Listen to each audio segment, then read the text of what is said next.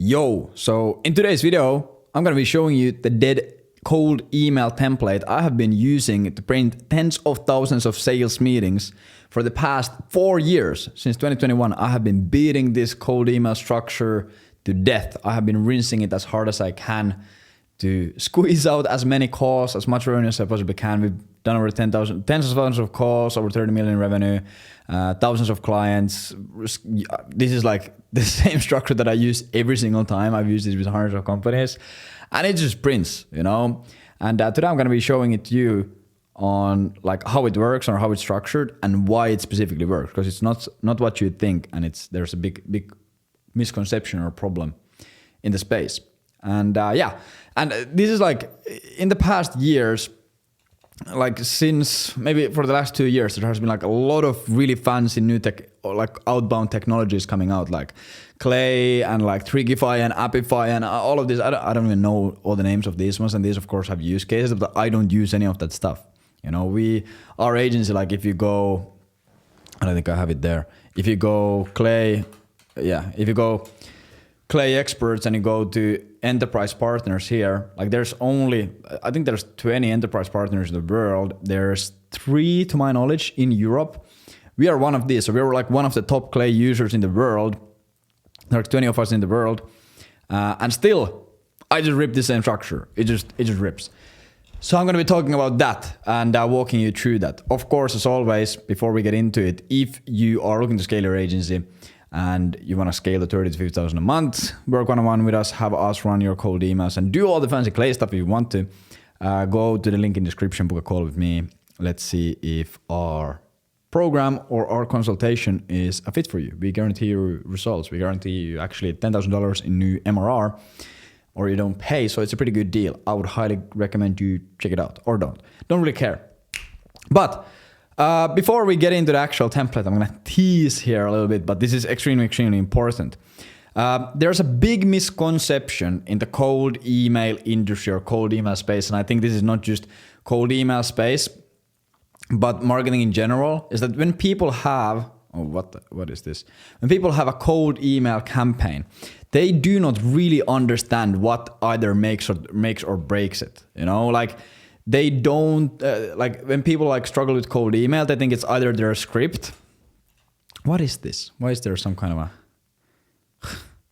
they think it's their script, they think it's their lead quality, they think it's their infrastructure, they think it's their call to actions or their tools and tech that they are using or their niche. And yes, 100%, like all of these things can have a massive impact in the performance of your cold email campaigns. But like honestly, really rarely it's this stuff. Of course, if your infra is cooked, of course, you won't be able to land an email. And if you're scraping like bottom of the barrel, unverified trash leads, again, you're gonna be absolutely cooked and all this stuff. Like you can't be an absolute retard on the campaign side. But in a lot of cases, most people who I talk to, like their cold email infrastructure is completely fine. Their leads are completely fine. You know, like they are doing all the basics right.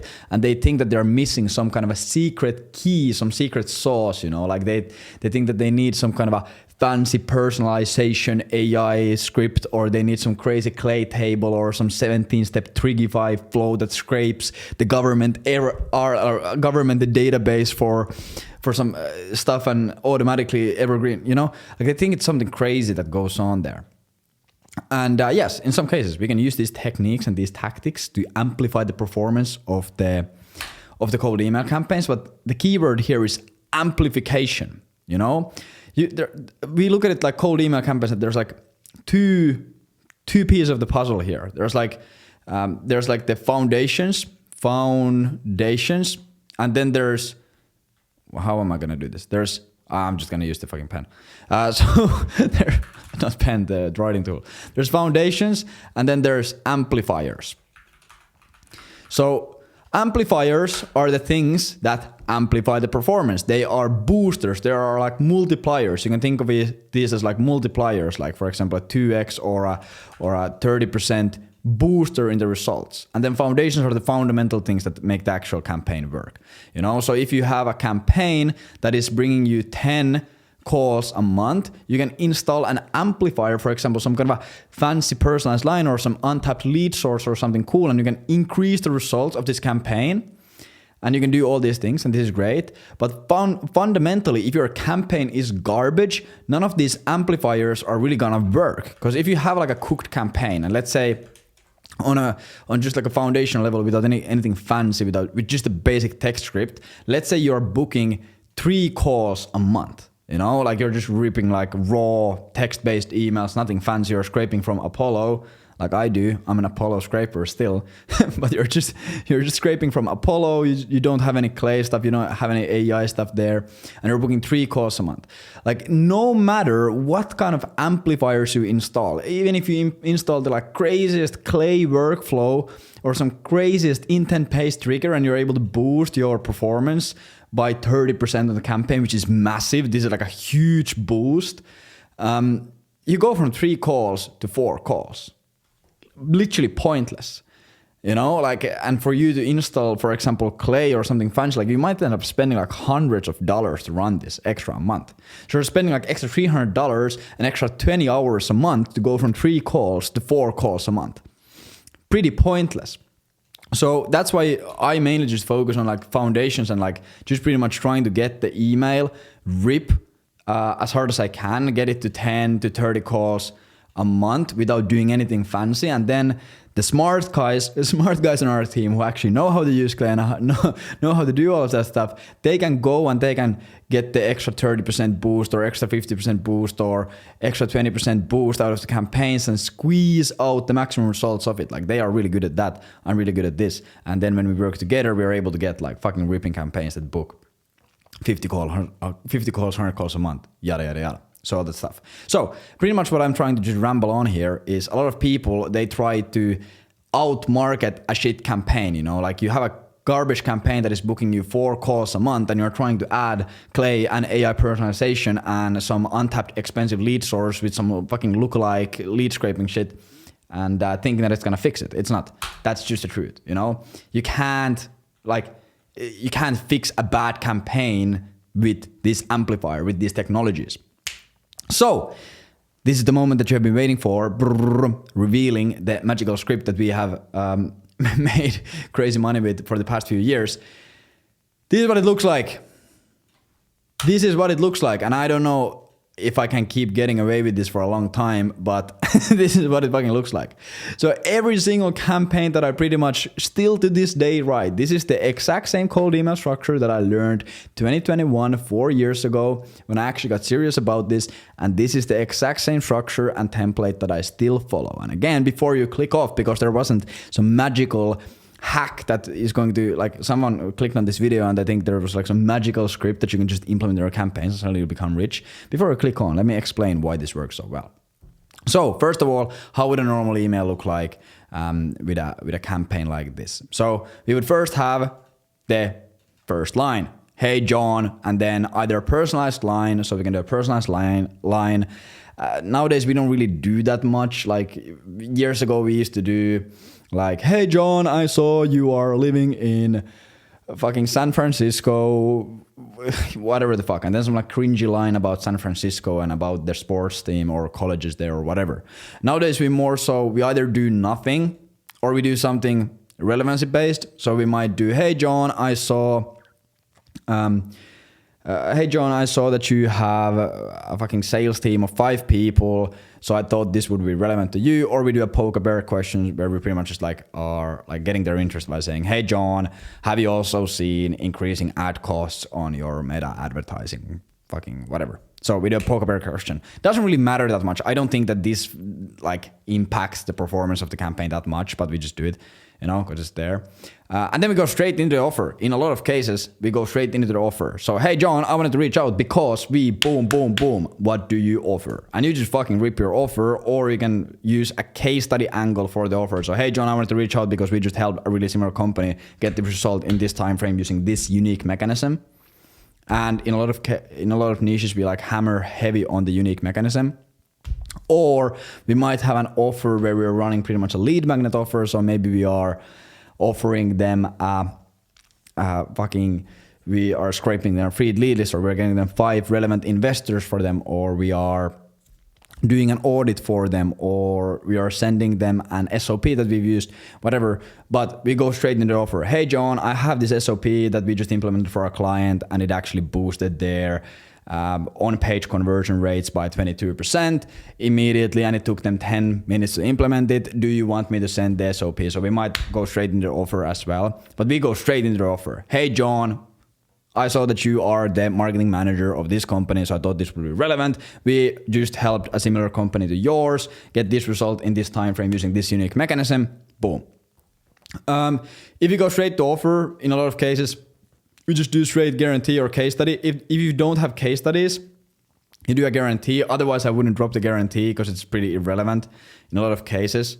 But we go straight into the case study. So if you do, hey, John, I want to reach out because we just helped this e-commerce store. We helped this e-commerce store decrease their customer acquisition cost by 40% by tweaking something in their ads. Or we help e-commerce stores like yours decrease your customer acquisition cost by tweaking this thing in your ads. We just helped company X do the same in this time frame, and they actually made this amount of extra money. So I just do offer, case study, boom, and then we just do soft call to action. So hey, do you mind if I send a bit more information about this? Would you like more information about this? I'm not a personal fan of sending looms because I just don't like it that much, but it also works really well. And or if we have a lead magnet, we just offer the lead magnet straight up. We do a signature, and then in some cases we do a PS line where we offer more credibility if we have massive credibility assets to use. But this is the fucking structure, and this is the template that I have been using for the last 4 years. So why does this work? What actually makes this sprint is, you would have guessed it, the offer in here, you know? And when I'm saying the offer, I don't mean like your $100 million crazy offer. We will fucking triple your business in 20 days, or we mow your lawn and suck your dick and do a backflip, you know? Like, I'm not meaning that, but more so like, what are you actually offering them? Like in a lot of cases, the offer that you have on cold email or on the email is different than the offer that you sell. So for example, if you're offering them an SOP or a valuable resource or an audit, that's what you're selling. Hey, John, we just did this. Would you like this thing? Would you like this SOP? Would you like this resource? Would you like to see this video? Would you like this document? Would you like me to show you how this works? So it's the offer. And again, this is like a great example of like, if you have an absolutely garbage offer. So let's say you're selling something that no one wants. You could have read all the offer books and marketing books and all these books, but if you have a garbage offer that people don't want to buy, it literally doesn't match what they're looking to buy. It doesn't match their pain points. They don't understand it because it's above their sophistication level or below their sophistication level. It doesn't sound interesting, or the unique mechanism doesn't stand out, or it's missing pieces and bits. Like, you can take the best cold email marketer, you can pull Emil from our team, have him spend 100 hours reviewing the campaigns. If the offer doesn't change, the campaign is not gonna rip, even if we spend $10,000 in like clay credits. Like, it's not gonna fucking go anywhere. The campaign is still going to be mid as hell. It's not going to perform. But then on the other hand, if you have a good offer, something that people actually want, they see that it's unique, it's something that resonates with them, it's aligned with how they think about their business or about their lives, it's relevant for them at this current state. You can take the worst copywriter on the fucking planet. You can take like an absolute monkey and have to write the campaign and it rips, you know? Because with cold email, there's like a lot of limitations.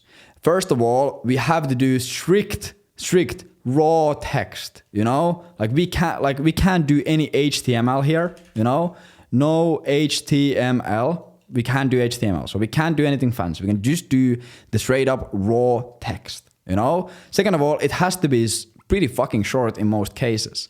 It has to be short because people don't have time or they don't have enough of interest in your cold message to read through a long email.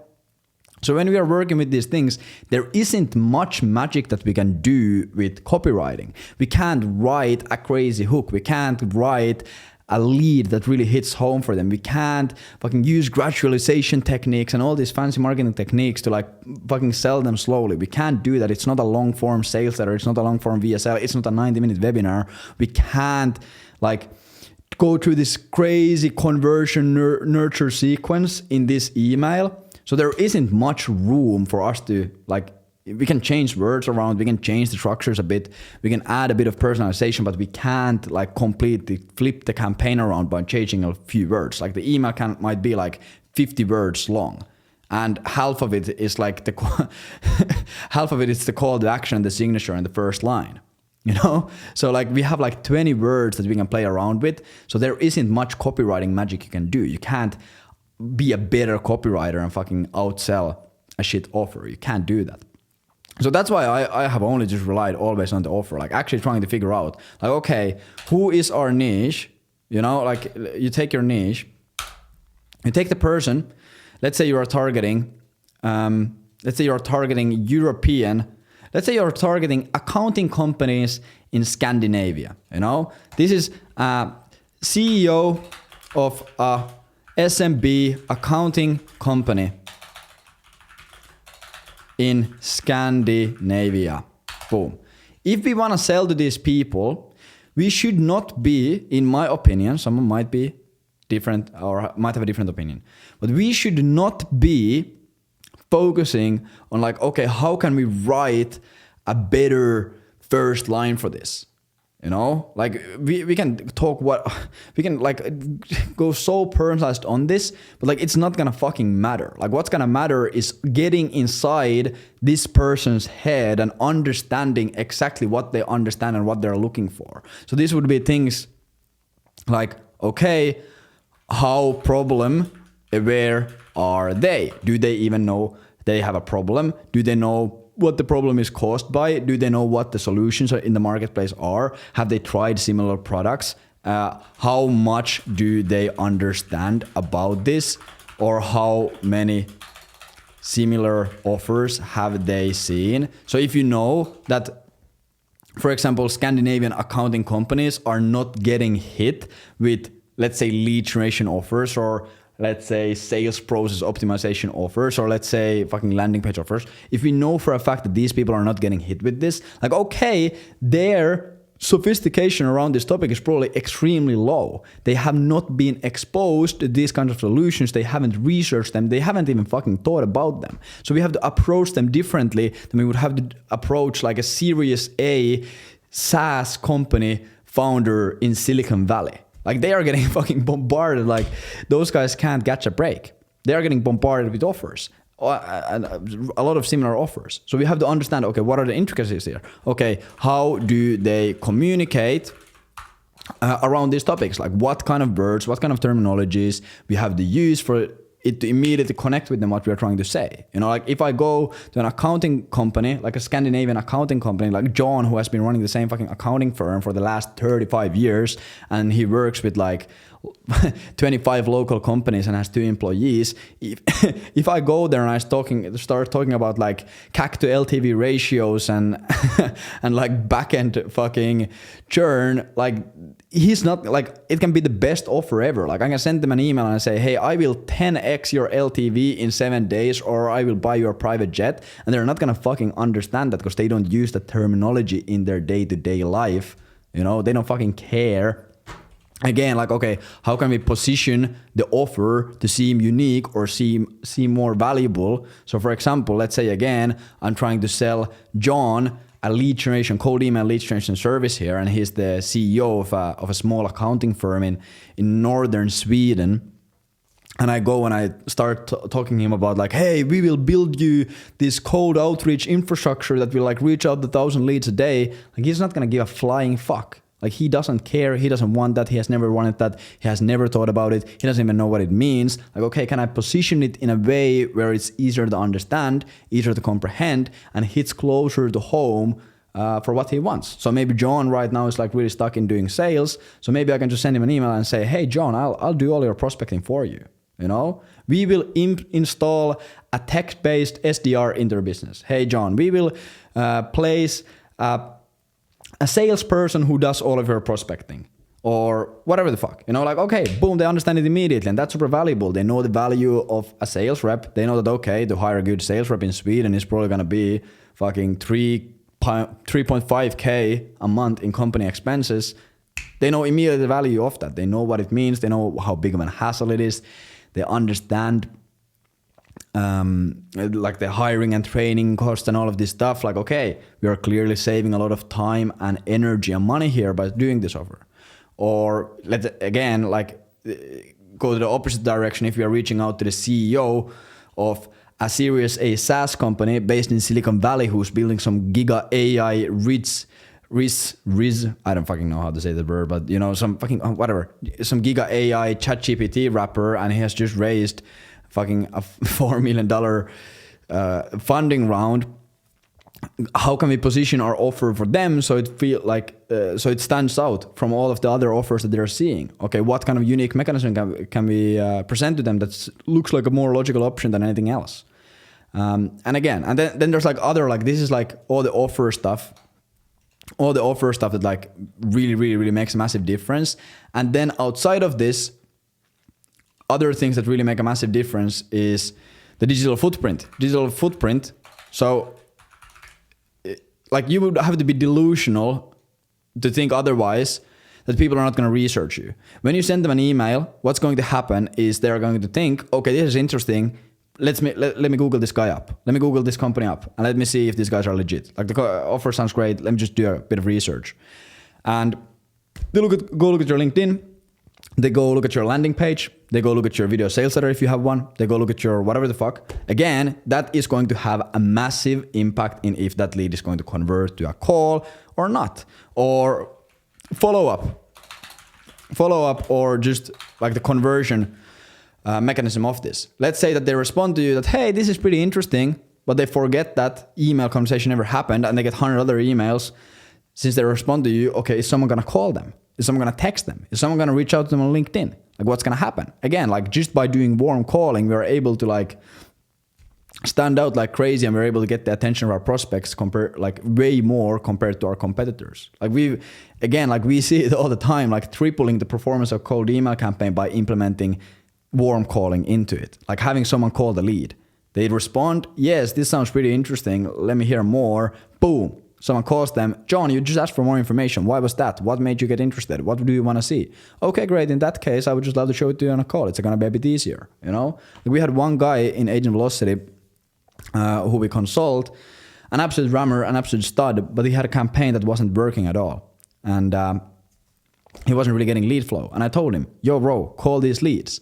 The next day, he sends me a Slack message, yo, I called 11 of the positive responses that I got, and I booked 6 calls. Like, boom, fucking just do that every single day. Like, it's not that complex. Or like the back end economics, you know, like if you have an offer, like you might have the best offer in the world, but if you can't sell it for a high enough price, again, you're going to be fucking like screwed. Like, let's say you can only close the deals like for $2,000 a month, and your LTV or like your churn is 33%, so one client is worth 6K, you have to be hammering those leads every single day. You have to be sending out massive volume. You're like completely tied down to the cold email process because one client is only worth 6K. But let's take your competitor who's a giga chad, and they have better service delivery than you. They have better account management. They have upsell offers in the back, and they have better pricing model, and they have performance fees, and they have better guarantees, and they have better packaging and better positioning and better salespeople and better follow-up process. And they, instead of selling it for $2,000 a month, they are charging $15K upfront for the first 3 months. And then they are reselling them on the same package, for example, a retainer, and one client is worth $30,000 for them. They don't have to be reaching out. Like, they don't have to be ripping these emails. Like, they can send 100 emails and make 3 times more money than you can by when you are sending like 1,000 emails. Again, so that's like the economics are just like way better. Like, you send out 1,000 emails, and these 1,000 emails closes you, let's say, one client. Fucking hell, closes you one client for 6K. Boom, you made that's crazy. You're making $6 per an email. But then let's say we have someone, and again, this is maybe a little bit of an unrealistic number expectation set, but it's possible. If you have like an absolute shanker of a team, probably it's not going to be this big of a difference. But again, you have someone who has 100 leads, and from those 100 leads, they get 10 responses or 5 responses, and someone calls the leads immediately, books them in, they have a really dialed in sales process, they close one of those leads on a 15K package, and then they sell them on 3 more months on retainer for 6K. So that's in total 6, 12, 18. Holy shit. So that's in total, I think 33K if I'm not completely wrong. Like they are making like the difference here is fucking massive. You know, like do you see it? So obviously this person, like they can have like a fucking way worse of a cold email campaign if they want to, because like the economics are just so different. They're not like reliant on reaching out, like sending out crazy emails. And again, I know these numbers might seem unrealistic, but this is what we are fucking seeing every day. We're actively consulting like over 50 marketing agencies. We have our own done for you clients, and we have our own campaigns that we are running. We have our own SDR teams. And like this is what we are actively seeing, you know? So again, like I think that like one of the big mistakes that a lot of people who use cold email make is like they are hyper fixated and they're spending 80% of their time on like the cold email tactics and tech. What is the best script? What is the best subject line? Where should I buy my domains? Where should I scrape my leads? And yes, all of those things are fucking important, but if you just focused on making a better offer, understanding what your niche actually wants and making an offer for that, having a better sales process, warm calling the leads, closing them in, having better service, your LTV is higher, selling your shit for a higher price because the deal is structured in a better way, having a better digital footprint, having a better VSL. Like if you just focus on that, you would probably you can run the same exact shit cold email campaign that you're running right now, but you'll just make 5 times more. Like that's the reason why I'm able to get away day after day, week after week, month after month, year after year. I'm able to get away with running like really basic cold email shit with like just text, no fancy shit, because everything else is dialed in. I don't like, this is just like a source of traffic. Nothing really matters besides that. And again, I'm not saying that I'm some cold email god that I make all the campaigns sprint. I have a bunch of failing campaigns. Don't get me wrong, but in generally speaking, this is like a massive issue that I see, and this is where we see a lot of the differences being made. You know, just stuff like this and not hyper fixating on this stuff. Like it's not that deep, man. Yeah, you know, like it's not that deep. If everything else is dialed in, you can run like the worst cold email campaign and you're gonna fucking print. Like I guarantee you that. But if you have everything else is bad, like it doesn't matter. Like I see this all the time. Like someone reaching out to me and they say, hey man, like I had tested like 20 different scripts and I have tested 20 different lead sources and I have tested 20 different call to actions and lead magnets and I've been scraping from 5 different lead sources. And my campaign is still not hitting. Like, can you look at the cold email copy? And then I look at the cold email copy and I was like, yeah, it's like a fucking bad offer. Like no one wants to buy it. Like if you have reached out to 10,000 people and you've closed like 2 clients from that, like it's just a fucking garbage offer. No one wants it. Like that's why, like if this was a good offer and people would want it, like you have sold way more, you know? So it's not that deep. Make a better offer, have better packaging, have better everything else, and cold email is gonna take care of itself. So yeah, that's pretty much how it runs. Of course, if you want to scale your marketing agency, if you want to work with me, if you want to work with on all these other things, we'll of course work on your cold email campaigns as well. We have Emil in our team who's going to work with you on cold email campaigns. Crazy dude. But if you want to work on all these other parts as well and one-on-one with me and Emil, go check out Agent Velocity from the link in bio, book a demo call. Let's see if it works for your business or if it's a fit. We can't of course help everyone. We are not magicians. But let's see if it works. And yeah, I hope you have an absolutely beautiful day ahead. Take care. Bye.